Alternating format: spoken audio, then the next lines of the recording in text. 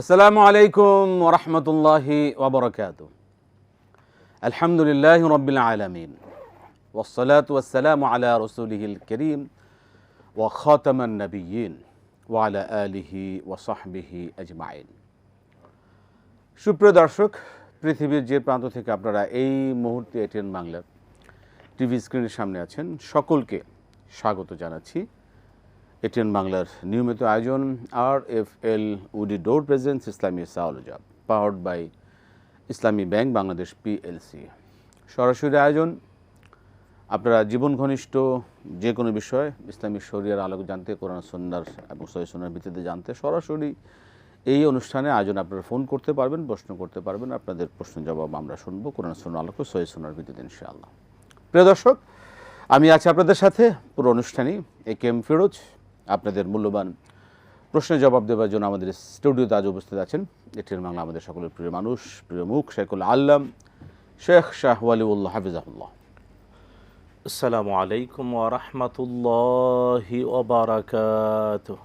ওয়ালাইকুম সালাম ওয়া রাহমাতুল্লাহ। আহলান সাহলান, মারহাবা বিকুম। মাশাআল্লাহ। প্রিয় দর্শক, আমরা যাব আপনাদের প্রশ্নের জবাবে। আমরা এখন প্রশ্ন নিচ্ছি। শুরুতে যে আমরা যেটা সবসময় মনে করে দিই আপনাদের, সেটাই বলছি যে যখন কথা বলবেন আপনারা আমাদের সাথে এই আয়োজনে, আপনি যখন কথা বলবেন অবশ্যই টিভি সেট, যে টিভি সেট টেলিভিশন আপনারা আমাদের দেখছেন, টেলিভিশনের ভলিউমটা কমিয়ে কথা বলবেন, এটা অনুরোধ। জি মোহতারাম, আমরা নিতে পারি প্রশ্ন ইনশাআল্লাহ। বিসমিল্লাহির রাহমানির রাহিম।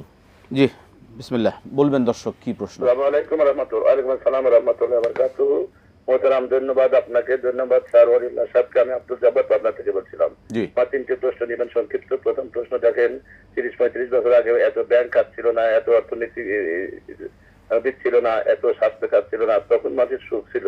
এখন মিডিয়া এত শক্তিশালী, এত যোগাযোগ ব্যবস্থা শক্তিশালী, এখন মানুষের কিন্তু আরো এই সুখটা হারিয়ে গেছে। কি কারণে এটা হয়েছে তার কোরআন হাদিসের আলোকে জানাবেন অবশ্যই।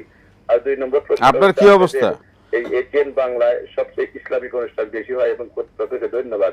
মানে একটা মাসালা জানতে চাইবো, কিছু মনে করবেন না যে এই যে উনি যে এই নেকির কাজটা করতেছে, এই যে ধর্মীয় কাজগুলি যে এত কষ্ট করিয়া, তখন আপনার নেকি হচ্ছে, কিন্তু পাশাপাশি যে সিনেমা নাটক হয়, এগুলি এই বিষয়ে একটু বলবেন যে সিনেমা হয়, নাটক হয়, গান বাজনাও হয়, ব্যাখ্যা দিবেন স্যার। আজকে আমার কোনো নাই।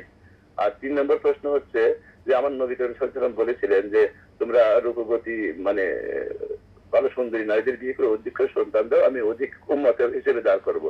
সেই জিনিসটি বাধাগ্রস্ত। আমার পাশাপাশি প্রশ্ন, নবীজিতে এত জিনিস ভিতরে সন্তান আল্লাহ দিয়েছিলেন, কি কারণে ব্যাখ্যা দিবেন। আসসালামু আলাইকুম ওয়া রাহমাতুল্লাহ। এত সন্তান প্রশ্নটা বুঝলেন মোহতারাম? 3 নম্বর প্রশ্ন হচ্ছে, নবীজিতে 11টা স্ত্রী ছিল, আল্লাহ তাআলা তার সন্তান দেয় না, কিন্তু আমার নবী আমাদের বলছে তোমরা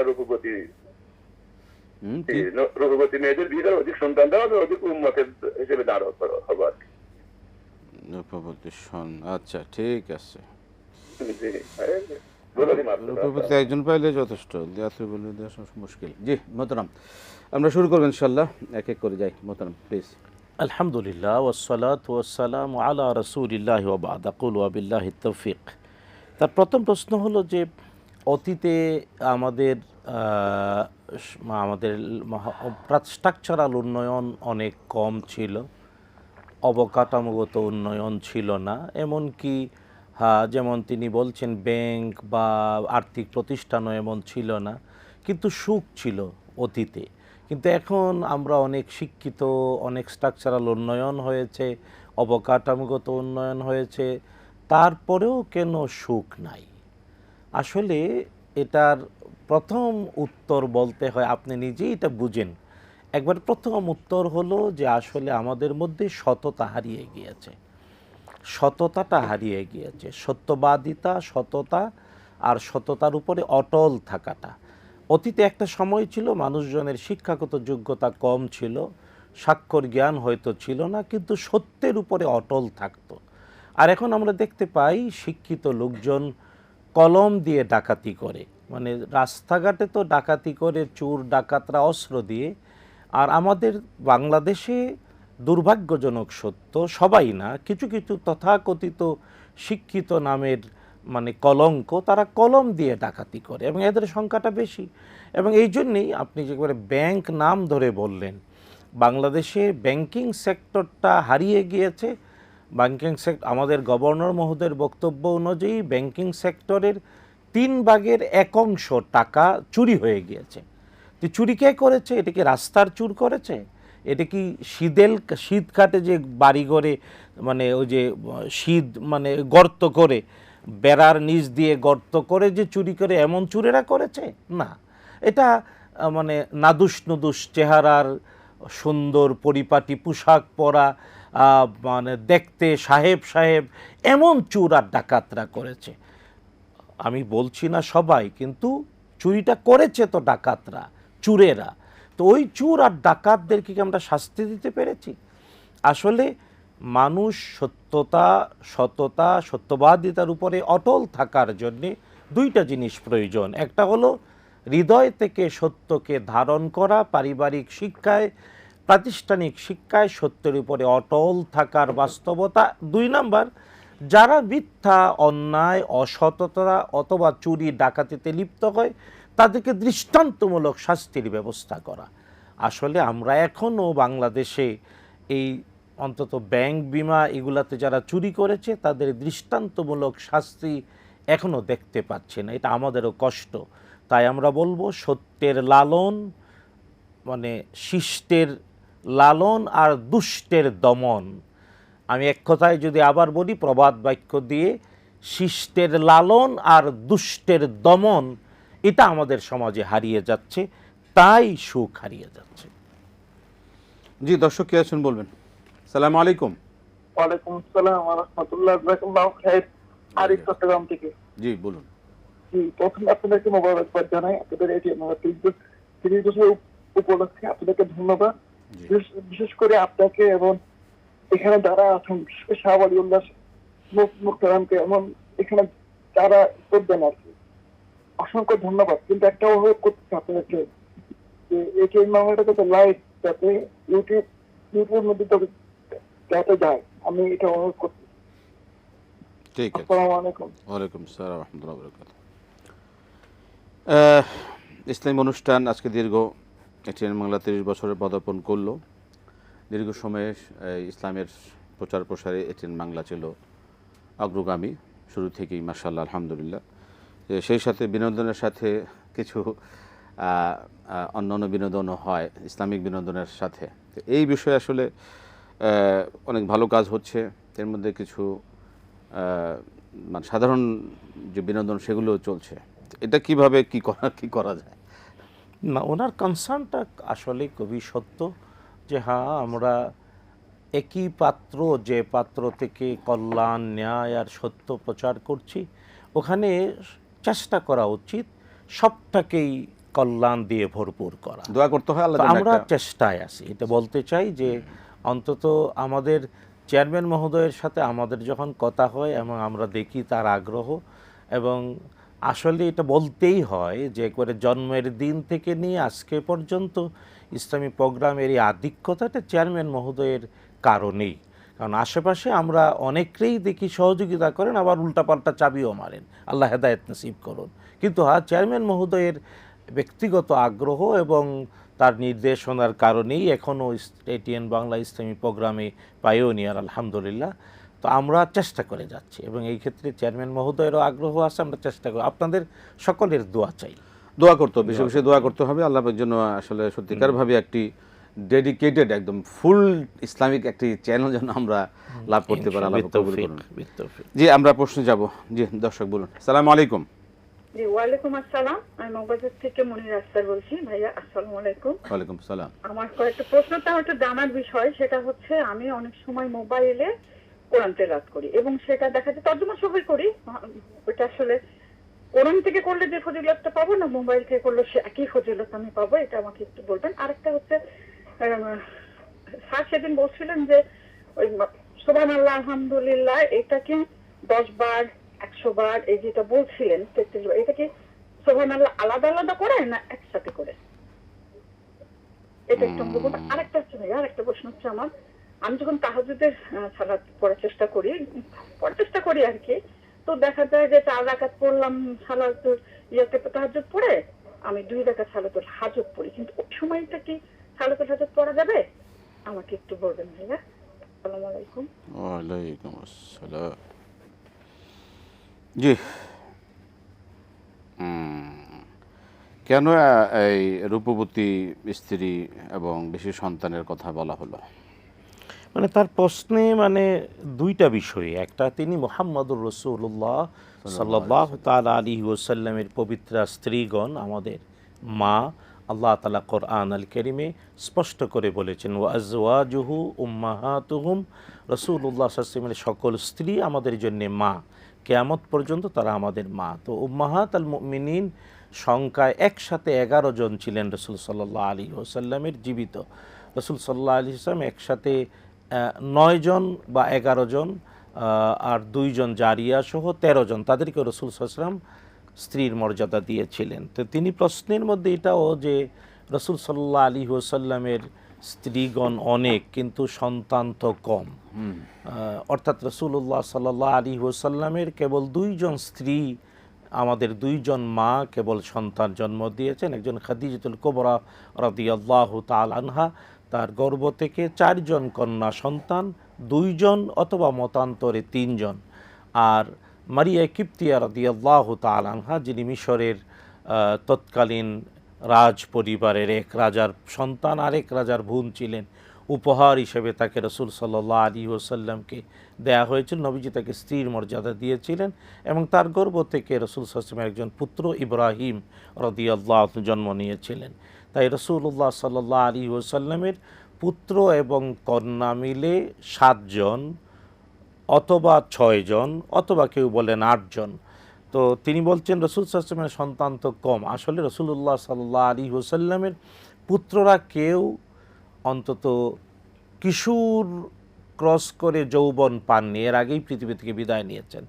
আর কন্যা সন্তানদের মধ্যে 4 জন, এদের 2 জন বিয়ে করেছিলেন আমাদের উসমান ইবনে আফফান যু আন-নূরাইন রাদিয়াল্লাহু তাআলা আনহু, আর ফাতেমাতু জাহরা রাদিয়াল্লাহু তাআলা আনহা, তার গর্ভ থেকে সন্তান জন্ম নেয়। আর উসমান ইবনে আফফান রাদিয়াল্লাহু তাআলা আনহু সহ আরেকজন যে রাসূল সাল্লাল্লাহু আলাইহি ওয়াসাল্লামের কন্যা, তাদের গর্ভ থেকেও একজন। তো কিন্তু বংশ দ্বারা বেঁচে ছিল ফাতেমাতু জাহরা রাদিয়াল্লাহু তাআলা আনহার 3 পুত্র এবং 2 কন্যা, তাদের থেকেই। তো তার দ্বিতীয় প্রশ্ন, রাসূলুল্লাহ সাল্লাল্লাহু আলাইহি ওয়াসাল্লাম আমাদেরকে আদেশ করেছেন যাতে করে অধিক সন্তান জন্মদানকারিণী নারীদেরকে বিয়ে করা হয়। হ্যাঁ, কারণ আসলে এই পৃথিবীর সর্বশ্রেষ্ঠ সম্পদ হলো মানব সম্পদ। রাসূলুল্লাহ সাল্লাল্লাহু আলাইহি ওয়াসাল্লাম মূলত এই হাদিসে মানব সম্পদের শ্রেষ্ঠত্বের প্রতি নির্দেশনা দিয়েছেন। এই জন্যে আমাদের বাংলাদেশেও জনসংখ্যা বেশি, এটা কিন্তু মানব সম্পদ, আল্লাহর অনুগ্রহ। তাই মানব সম্পদ যাদের নাই, আজকে চায়না, আজকে জাপান, আজকে ইউরোপের অনেক দেশ, তাদের জেনারেশন গ্যাপ হয়ে গিয়েছে এবং এটা কত বড় ভাব, এটা ভুক্তভোগী ছাড়া ভাষায় বোঝানো সম্ভব না। চায়না তো মনে হয় ঠিক আছে, এখন ওরা উৎসাহিত করছে, ঠিক না, এখন মানে ঠিকের দিকে আগাচ্ছে। শর্ট খেয়ে গেছে। ওদের ছিল এক সন্তান নীতি, এখন বলছে ঘোষণা দিয়ে রাষ্ট্র একাধিক সন্তান নিলে পুরস্কার দেবে। ভালো। তো জাপান বা ইউরোপের অনেক দেশে, বাংলাদেশ এদিক দিয়ে আগে আছে মাশাআল্লাহ। না, আল্লাহ তাআলা মানব সম্পদকে সত্যি মানে সন্তান সন্ততি মানবকে, আমাদের মানুষদেরকে মানব সম্পদে পরিণত করার তৌফিক দান করুন। আমিন। আমরা আলহামদুলিল্লাহ এদিকে আল্লাহ পাকে যথেষ্ট নিয়ামত শুকরিয়া আদায় করতে পারি আলহামদুলিল্লাহ। একটা প্রশ্ন নিয়ে আমরা ব্রেকে যাব। জি, আসসালামু আলাইকুম। ওয়ালাইকুম আসসালাম জি। ওয়া রাহমাতুল্লাহ। হুজুর, আমি সুনামগঞ্জ দরমপাড়া থেকে ইমাম বলছি। জি, আপনার কণ্ঠ শুনে বুঝতে পারছি আপনি। জি, বলুন। আমার 3টে প্রশ্ন। প্রথম প্রশ্ন হলো যে প্রথম তাই কুলিপাকে পুরাতে রাশিদিন বলা হয়েছে। আর 2 নম্বর প্রশ্ন হলো যে খোলাফা রাশিদিন কেন বলা? রাশিদিনা বর্তমান মুসলিম শাসকদের মধ্যে না থাকার প্রধান কারণ কি বলে মনে করেন? আর 3 নম্বর প্রশ্ন হলো যে তাবেঈন কারা, ইসলামের জন্য তাদের অবদান কতটুকু? কারা, ঠিক আছে, এখন নাই কেন? জি, ধন্যবাদ মহতরম। একটা বিরতি নিয়ে আসি আমরা ইনশাআল্লাহ। প্রিয় দর্শক, আপনারা দেখছেন RFL উডিডোর presence Islami সাওলাজা powered by Islami bank Bangladesh PLC. সময় হলো বিরতি নেবার, ফিরে আসছি বিরতির পরে ইনশাআল্লাহ।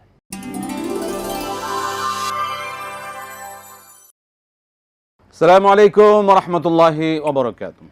প্রিয় দর্শক, ফিরে এলাম বিরতির পর। RFL woody door presence Islami সালজা powered by Islami bank Bangladesh PLC সরাসরি আয়োজনে আছি আমরা। জীবন ঘনিষ্ঠ যে কোনো বিষয় আমরা শুনবো ইনশাআল্লাহ। আমরা প্রশ্ন যেগুলো আছে শুনতে থাকি। জি, ইউটিউব নিয়ে জানতে চেয়েছেন। ইউটিউব ইনশাআল্লাহ কাজ চলছে, ইনশাআল্লাহ আশা করি আগামীতে আপনারাও এই প্রোগ্রামগুলো ইউটিউবে সরাসরি দেখতে পাবেন। মহতারাম, পরবর্তী প্রশ্ন, মোবাইলে তেলাওয়াত করলে কি বেশি সওয়াব না এমনি কোরআনুল কারিমে যে টেক্সট যে নুসখা সেটা দিকে পড়লে বেশি সওয়াব হবে? মুসহাফ হাতে নিয়ে পড়াটা বেশি সওয়াব, কোনো সন্দেহ নাই। আর মোবাইলের স্ক্রিনে পড়লেও সওয়াব হবে, কিন্তু মুসহাফ হাতে নিয়ে পড়াটা বর্তমান পৃথিবীর সব আইম্মা মুস্তাহিদিনের মতে যে মুসহাফ মুস্তাকিল মুসহাফ, মানে আমরা বলি কোরআন মাজিদ, মানে কিতাব আকারে, যেটা বই আকারে, কিতাব আকারে প্রিন্টেড আকারে ছাপানো, ওইটা থেকে পড়াটা অনেক বেশি সওয়াব। কারণ এতে আলাদা অনুভব, আলাদা ফিলিংস তৈরি হয়। তবে মোবাইলের স্ক্রিনে পড়লেও সওয়াব হবে। তাসবিহ 10, 100 এগুলো কি আলাদা আলাদা পড়তে হবে না একসাথে পড়তে হবে? না, যদি কেউ 10 বার সুবহানাল্লাহ, 10 বার আলহামদুলিল্লাহ, 10 বার আল্লাহু আকবার এইভাবে আলাদা পড়েন তাইলেও হবে, কিন্তু সহিহ সুন্নাহ এটাও প্রমাণ আছে একসাথে পড়লো সুবহানাল্লাহ আলহামদুলিল্লাহ আল্লাহু আকবার, সুবহানাল্লাহ আলহামদুলিল্লাহ আল্লাহু আকবার এভাবে পড়লেও হবে, এবং এটা বেশি উত্তম। কারণ সুবহানাল্লাহ সুবহানাল্লাহ সুবহানাল্লাহ পড়তে পড়তে অনেকে অতি দ্রুত পড়তে গিয়ে সুবহানাল্লাহ আর থাকে না, বরং এটা মানে মানে উচ্চারণটা কেন যেন হয়ে যায়। তো এই জন্য পরিপূর্ণ আদায় হয় না, পরিপূর্ণ আদায় হয় না দ্রুততার সাথে পড়ার কারণে। কিন্তু একসাথে যখন সুবহানাল্লাহ আলহামদুলিল্লাহ আল্লাহু আকবার পড়বে, তখন ওই অতি দ্রুত হলেও উচ্চারণের সমস্যা হওয়া থেকে কিছুটা হলেও বাঁচা যায়। এই জন্যে সতর্কতার জন্যে একসাথে পড়াটা বেশি উত্তম। চমৎকার। জি, দর্শক বলবেন। আসসালামু আলাইকুম।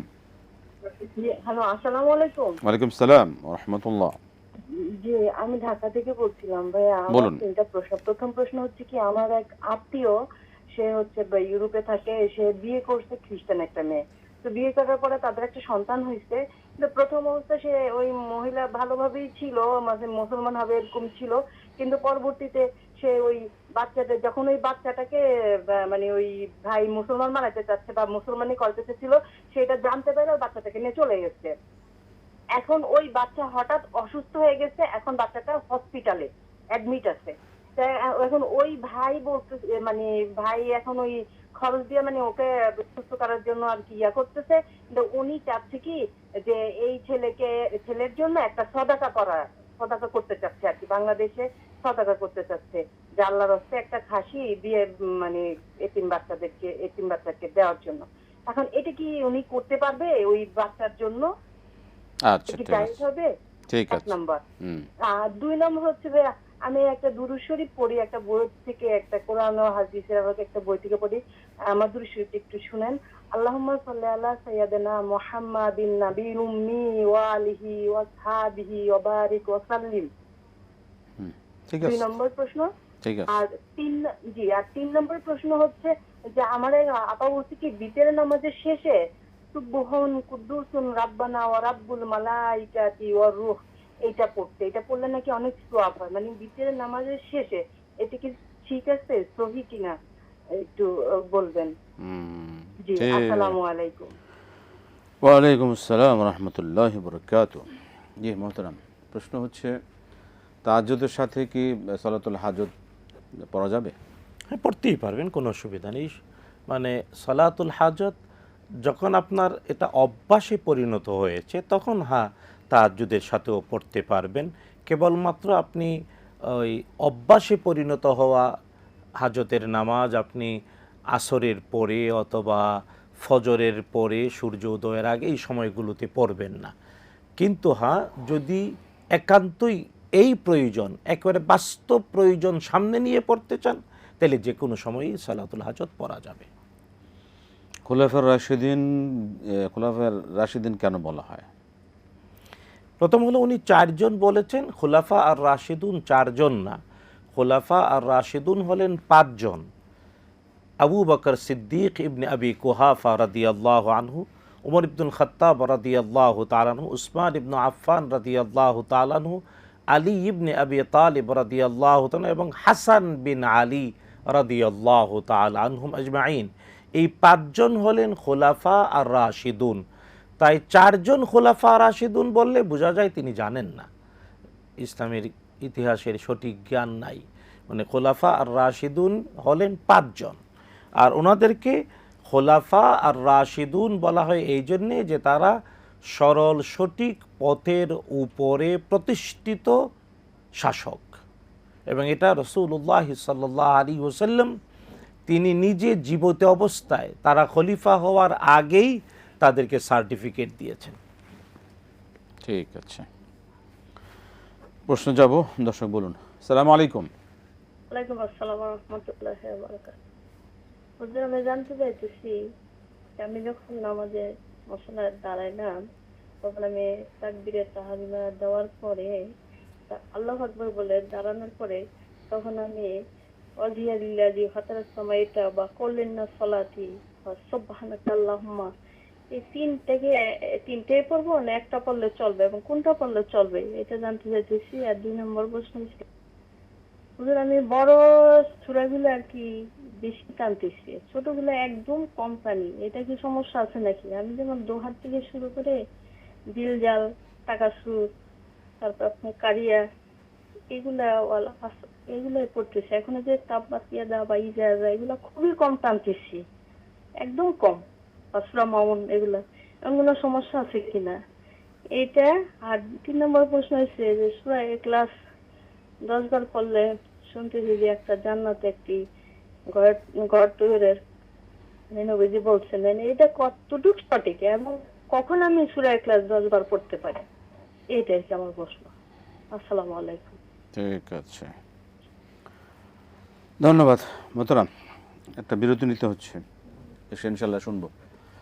প্রিয় দর্শক, আপনারা দেখছেন RFL OD ডোর প্রেজেন্স ইসলামী সাওয়াল job powered by Islami bank Bangladesh PLC। সময় হলো আবারও বিরতি নেবার, ফিরে আসছি বিরতির পর ইনশাআল্লাহ।